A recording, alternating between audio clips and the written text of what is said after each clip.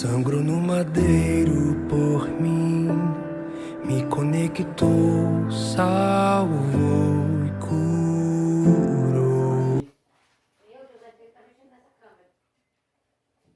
Seja muito bem-vindo ao canal Carta Viva. Nós estamos aqui para gravar o nosso terceiro episódio da série Heróis da Fé. Hoje falando sobre o tema Martinho Lutero. E para começar o nosso terceiro vídeo da nossa série, eu queria já te convidar a deixar o seu like, deixar o seu joinha, se inscrever no canal e ajudar a contribuir para esse canal cada dia mais crescer e poder alcançar a relevância que nós esperamos aí para o reino de Deus. Bom, então para começar a nossa história, quem foi Martinho Lutero? Qual é a sua importância e qual a relevância dele para a teologia e para a história? Com certeza você já ouviu falar de Martinho Lutero. Não importa se você é católico ou se você é protestante, eu tenho certeza que você já ouviu muito falar nesse nome. Antes de se tornar o pai da reforma protestante, é bom a gente passar um pouco sobre as etapas da vida de Lutero. Lutero nasceu em 1483, na Alemanha. Os seus pais eram mineradores, de tal forma que seus pais não tinham muita condição de vida. Os pais de Lutero passaram muito tempo se esforçando, trabalhando muito, para que o seu filho pudesse ter uma condição de estudos muito boa. Então chega uma época da vida de Lutero que os seus pais vão dar um investimento, um suporte financeiro para ele que ele pudesse entrar na academia alemã. E se tratando de cronologia, o que estava acontecendo em 1483 na Alemanha e na Europa Ocidental? Nesse período nós estamos vivendo a época medieval. Era um tempo em que a Igreja Católica detinha todo o conhecimento. O clero católico, e clero significa aquele que sabe ler e escrever, eram aqueles que detinham o poder do conhecimento, ou seja, a Bíblia Sagrada, a revelação de Deus, estavam nas mãos da Igreja Católica. Então Martinho Lutero ele nasce envolto a esse movimento, onde o conhecimento não mais estava na mão da igreja que havia saído ali de Atos dos Apóstolos, no capítulo 2. A partir de agora o conhecimento está na mão dos padres, dos bispos, do clero, dos monges. Aqueles que tinham mais estudo eram aqueles que detinham o poder do conhecimento. Então Martinho Lutero nasce em meio a esse movimento. Ele vai para a academia, ele vai começar a estudar e vai ter um episódio que vai marcar para sempre a vida de Lutero e a vida da igreja. Em uma certa oportunidade, Martinho Lutero está fugindo de uma tempestade. A história conta que ele tinha muito medo de morrer naquela ocasião. E naquele momento ele vai fazer uma promessa para Santa Ana, que era uma padroeira dos mineradores. Era a fé que Martinho Lutero acreditava. Ele faz uma promessa para ela de que se ele ficasse vivo e escapasse daquela tempestade, ele se tornaria um monge. Passado então esse período de angústia, Martinho Lutero vai se tornar um monge agostiniano, ou seja, da ordem de Santo Agostinho. Monges eram aqueles que se separavam, viviam no monastério, viviam dentro de uma igreja, ou viviam afastados da vida secular, para dedicar totalmente a sua vida a Deus. Agora aqui um ponto muito interessante. Toda essa dedicação religiosa de Martinho Lutero não foi suficiente para expurgar os seus pecados. E aí a gente lembra mais uma vez, é impossível não lembrar de Santo Agostinho, um homem que viveu a mesma angústia de Martinho Lutero. Passa-se um tempo, Lutero vai até Roma, ele vai conhecer a grande Basílica de São Pedro, vai conhecer a história romana, vai conhecer a teologia e ali o clero romano.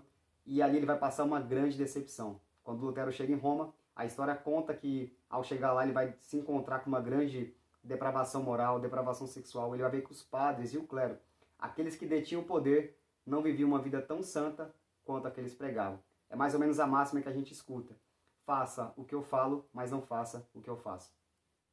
Então, ao voltar de Roma, Martinho Lutero vai preparar um sermão, como ele fazia de costume. Nessa época, Lutero já estava dando aula na academia, estava cuidando das coisas da igreja. Ele vai preparar um sermão na carta de Paulo aos Romanos. E é esse sermão que vai mudar para sempre a história da igreja e a história do cristianismo. Quando ele prepara essa mensagem, ele se depara com o texto em que o apóstolo Paulo vai dizer: mas o justo viverá pela fé. E por que esse versículo é tão importante para a história do cristianismo? Por que ele é um divisor de águas na história da igreja? Esse texto vai fazer Martinho Lutero compreender que a salvação não era comprada. Nessa época, havia um costume chamado de indulgência papal. Essa indulgência era uma espécie de compra de salvação. O clero fazia com que os seus fiéis fossem até a Basílica de São Pedro ou qualquer igreja que havia na Europa Ocidental e pagassem pela sua fé. Ao pagarem tributos para a igreja, eles diziam que os fiéis depositavam ou compravam um pedacinho do céu e compravam assim a sua salvação. E o grande estopim para acontecer a reforma protestante que já estava borbulhando na Europa, não foi só a leitura de Martinho Lutero da carta de Paulo aos Romanos. A Igreja Católica não só fazia o ato das indulgências papais, como também fazia um ato chamado de simonia. A simonia era a venda de artigos religiosos para os fiéis.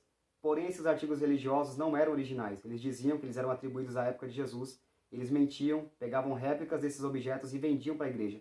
Quando Lutero se depara com essa corrupção, ele vai entender que a igreja pregava uma coisa, mas vivia outra. E aí, então, Lutero vai fazer o que nós chamamos do início da Reforma Protestante. Ele vai até a frente da catedral onde ele pregava, a Catedral de Wittenberg, na Alemanha, e vai apregoar as suas 95 teses para mudar a história do cristianismo. E o que são essas 95 teses? As 95 teses da Reforma Protestante são pontos em que Martinho Lutero discordava da Igreja Católica. Ele vai discordar da simonia, ele vai discordar também das indulgências papais e de outras coisas terríveis que a parte do clero católico fazia naquela época. Então, discordando, ele afixa essas 95 teses e vai começar uma grande perseguição contra Lutero. O Papa da época pede para que Lutero venha se retratar. Lutero então chama a academia e a Igreja Católica para fazer um debate e discutirem os assuntos sobre a salvação, porém sem grandes resultados. Lutero é conhecido como um herege naquela época, ele é excomungado pela Igreja Católica e vai ter que fugir do clero e escapar pela sua vida. Lutero conseguiu fugir da morte dos papas, conseguiu fugir da perseguição, ele vai se esconder em outro lugar e vai viver ali os últimos tempos da sua vida exilado e escrevendo os seus últimos livros. Mas por que a gente trouxe uma história sobre Martinho Lutero e o que ele tem de relevante para a história da igreja? Não só para a história da igreja, mas eu diria para a história da educação. Porque nós falamos aqui no início do vídeo que nesse momento, na era medieval, somente o Papa e o clero tinham o poder de ensinar. Com Lutero vai surgir um movimento chamado luterano, ou Igreja Luterana. Essa igreja que rompeu com a Igreja Católica vai começar a trazer novos movimentos que vão se ramificar por toda a Europa. E isso é assunto para um próximo vídeo.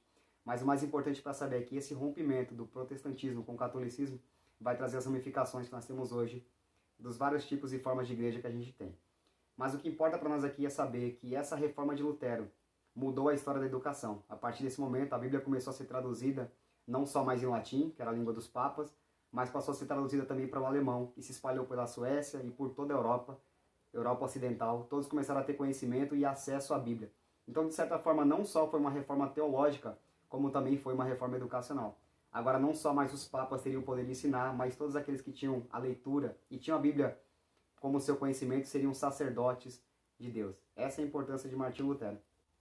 Bom, e como toda a história, ela tem dois lados, e eu estou contando aqui desse lado, eu sou um pastor, sou protestante, e estou contando desse lado, mas não poderíamos deixar de contar alguns pontos negros da história de Lutero. Muito se fala sobre o comportamento pessoal de Lutero, sobre se ele seria realmente um herege, se ele era um revolucionário, e se os atos que ele fez realmente eram guiados por Deus. Lutero foi acusado muitas vezes de ser um antissemita, ou seja, pregar contra os judeus, não gostar de judeus e outras coisas. E de fato há uma grande discussão hoje entre católicos e protestantes, se realmente o que Martinho Lutero fez foi uma grande coisa pela igreja, se ele estava sendo guiado pelo Espírito. Aqui não nos cabe julgar, não é esse o intuito do vídeo, mas deixo para sua reflexão a importância de Martinho Lutero. E hoje nós somos totalmente impactados por esse movimento. Tanto católicos quanto protestantes estão aí se alimentando da obra de Martinho Lutero.